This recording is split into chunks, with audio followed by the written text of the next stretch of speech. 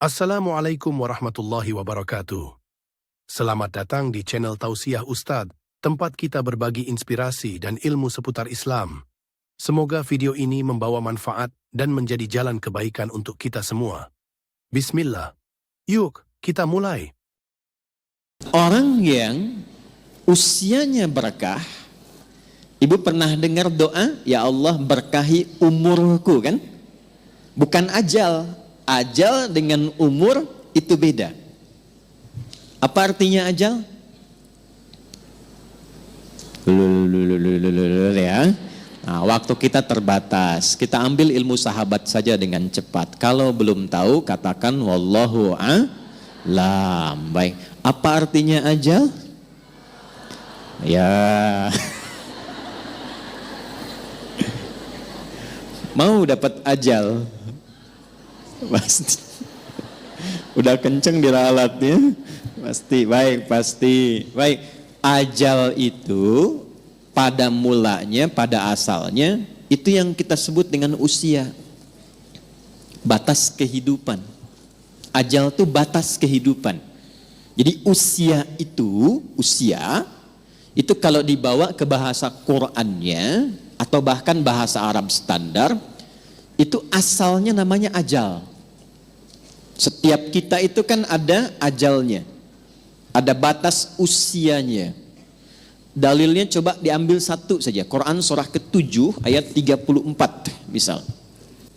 Ya, Quran surah ke-7 Al-A'raf ayat 34. Walikulli ummatin ajal. فَإِذَا جَاءَ أَجَلُهُمْ لَا يَسْتَأْخِرُونَ سَاعَةً وَلَا يَسْتَقْدِمُونَ. Setiap umat, bukan satu dua orang saja, semua yang menjalani kehidupan di bumi itu punya batas usia. Kenapa ditekankan kata ajalnya? Untuk memberi kesan bahwa kehidupan di dunia ini tidak abadi. Penting dicatat itu, Bu, ya. Kehidupan di sini tidak abadi, akan ditinggalkan. Karena itulah ketika ditinggalkan, diumumkan kan, telah meninggal dunia. Nah, artinya ajal telah tiba. Baik, sampai di sini bisa dipahami. Nah, itu tidak hanya kita paham, tapi tanamkan dalam jiwa. Di sini tidak abadi, akan pindah ke tempat lain. Nah, pertanyaannya, ketika pindah ke tempat lain itu meninggalkan jejak yang baik tidak di dunia. Ibu kan keluar dari sini, setidaknya baru keluar sudah dibincangkan kan? Masya Allah, jamaahnya rapi, tertib, nggak ada sampah ketika selesai kajian. Kemudian jamaah-jamaah yang sekarang ngaji tenang, tidak ada yang ngobrol, itu kan? Nah, itu jejak kebaikan yang ditinggalkan. Karena itulah sebelum meninggalkan dunia ini, selain mencari bekal ke tempat baru, kita diberikan bimbingan oleh Allah dan Rasul untuk meninggalkan kenangan-kenangan yang baik. Yang kalau diikuti jadi pahala, Bu. Jadi itulah indahnya dalam Islam. Datang baik-baik, pulang pun baik. Karena itu saat datang kan disambut senyuman kan? Ini kan kejadian luar biasa sebagai isyarat. Bayi lahir, bayinya nangis, kok bisa orang yang menyambut senyum? Ya, ada nggak ketika bayinya lahir misalnya yang lain ada yang menertawakan, yang meledek, mencela, rata-rata senyum. Tapi ketika meninggalkan dibalik, kita yang tersenyum, orang yang menangis. Kenapa? Karena kita bahagia meninggalkan jejak-jejak kebaikan. Dan orang merasakan sedih karena kehilangan kebaikan itu yang dirasakan saat sedang dibersamai oleh orang baik itu. Nah, cara mengisi ajal supaya baik itu yang disebut dengan umur namanya. Jadi umur asalnya bukan usia artinya. Hanya diambil makna umum menjadi usia untuk memberikan kesan kepada kita selama menempuh usia itu isi dengan umur. Contoh begini. Ibu kalau ada yang tanya, umurnya berapa? Saya paham rata-rata 17 tahun ke atas. Ya, ada yang atas, ya? Ada yang atas, ada yang memang demikian. Tapi ketika kata umur itu muncul, itu maknanya 3. Nanti kita akan tarik ke kaidah dari Sayyidah Khadijah. Satu, al-umur bimakna mengandung arti segala yang bermanfaat. Saya pakai kacamata nggak apa-apa ibu ya. Ya, untuk jelas menulis. Biasanya saya kalau menghadap jamaah ibu-ibu saya lepas kacamata. Ya, walaupun saya sudah berdoa kepada Allah dan sudah menanamkan pada diri saya, hanya istri saya yang paling cantik. Itu sudah doa saya yang paling utama. Ini live nggak? Tenang bun ya, aman insya Allah. Iya. Dan saya memohon kepada Allah demikian. Ya Allah, jadikan siapapun yang aku pandang tetap istriku yang paling mulia. Dan jangan pernah tanamkan pada jiwaku keberpalingan dari istriku dan ketertarikan selain apa yang istriku ridhai. Jadi ibu jangan berharap banyak kepada saya. Ya.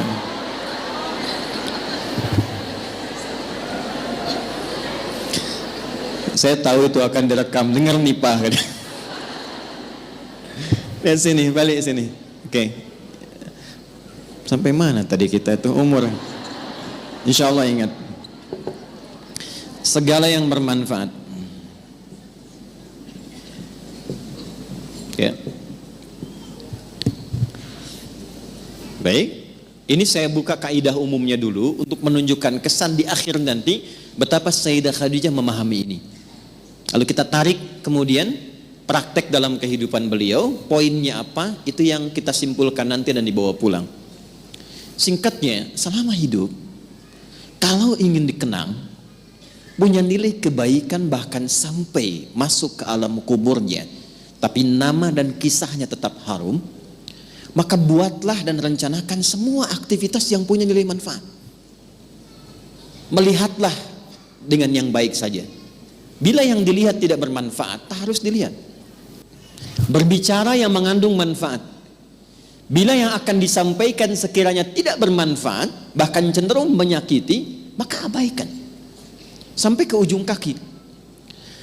Sayyidah Khadijah radhiyallahu taala anha, saat masih ingat kita bahas sebelum beliau menikah dengan Nabi, itu memegang teguh asas yang pertama ini. Tidak pernah bicara kecuali yang bermanfaat. Tidak pernah berkegiatan bahkan dengan kawan-kawannya kecuali yang mengandung manfaat. Bahkan beliau itu punya teman-teman untuk berkumpul, Bu. Punya kalangan berkumpul. Ya seperti para ibu lazimnya sekarang, pasti kan punya teman ya. Di pengajian, bertetangga, kadang-kadang kumpul untuk arisan, kadang-kadang kumpul untuk kegiatan tertentu. Sayyidah Khadijah punya. Tapi yang paling luar biasa, semua teman-teman Sayyidah Khadijah ini ketika berkumpul itu mendapatkan kemuliaan sifat dari beliau, sehingga viral di kalangan wanita-wanita Arab pada masa itu bahwa kalau ingin melihat perempuan yang bermanfaat, inilah lihat kelompoknya Sayyidah Khadijah. Dan jangan kira kita samakan dengan era sekarang, tidak. Ibu jangan lupa, dulu itu jahiliyah, di mana perempuan itu pada umumnya itu menampilkan dirinya supaya mendapatkan ketertarikan dari para lelaki. Disebut dengan tabarruj namanya. Kalau pakai emas itu nggak tanggung-tanggung. Misalnya 1,5 kilo tempel di kaki kanan dan kiri. Supaya kalau jalan bunyi cek gitu kan. Ada yang lihat. Pakai pakaian terbuka. Ya, jadi kalau dilihat kondisi sosial pada masa itu, secara antropologisnya, secara budayanya, itu rata-rata perempuan, mohon maaf sekali, memang sangat terbuka keadaannya dan kurang menjaga diri. Tapi kalau sudah melihat Sayyidah Khadijah dan teman-teman beliau, itu semua hormat. Nyaris tidak ada yang mau bicara di depan Sayyidah Khadijah, saking hormat dan kagumnya atas wibawa beliau. Ini semua diam.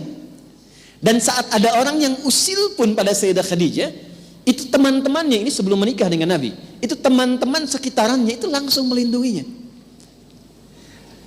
Berbuat sesuatu yang Allah telah tetapkan itu, jika kita menjalaninya dengan istiqamah dan dilakukan karena Allah, maka Allah yang menggerakkan hamba sekitarannya untuk menjaga hamba dimaksud. Jadi kalau dari sekarang ibu menjadikan semua aktivitas usia itu untuk menaati Allah, ya tidak harus dalam konteks sholat saja. Bukan hanya sholat, Bukan hanya baca Quran, saya ingin mengisi sisa hidup saya untuk menaati Allah. Mulai sekarang saya akan gunakan pandangan pada yang Allah sukai saja. Saya akan gunakan pendengaran pada yang Allah sukai. Saya akan gunakan lisan pada yang Allah sukai. Kata Allah, jangan gibah. Saya tahan gibah. Saya tidak, Ustaz. Bagus. Tidak seperti ibu itu tuh. Kalau bicara, masih berarti. Tahan. Tahan. Itu kalau bisa dilakukan, Allah balas, mengangkat wibawa ibu. Jadi dari segi umur, itu akan dikenang, ini orangnya orang berwibawa, orang baik. Ibu kalau nggak percaya silahkan. Kalau melihat orang salih, solihat, malu kan kalau berkata kotor? Coba silahkan, mau berkata yang kurang baik, walaupun terbiasa bergaul di tempat yang kurang bagus, bertemu orang begini nggak mau mengeluarkan kata-kata kotor. Saya kalau ketemu preman, Bu, nggak pernah berkata-kata kotor pada saya. Assalamualaikum Ustaz, Assalamualaikum Pak Kiai, doakan ya. Padahal sebelum itu dengan kawannya, keluar. Ragunan keluar, tuh kan? Bahasa-bahasa yang tidak normal keluar. Tapi ketika kita berusaha menaati Allah, dalam hal yang simpel saja, turunlah kemudian jawaban dari Allah dengan melindungi sifat-sifat baik kita untuk dikenang. Terima kasih sudah menonton. Jangan lupa like, share, dan subscribe untuk mendukung dakwah ini. Sampai jumpa di video berikutnya. Wassalamualaikum warahmatullahi wabarakatuh.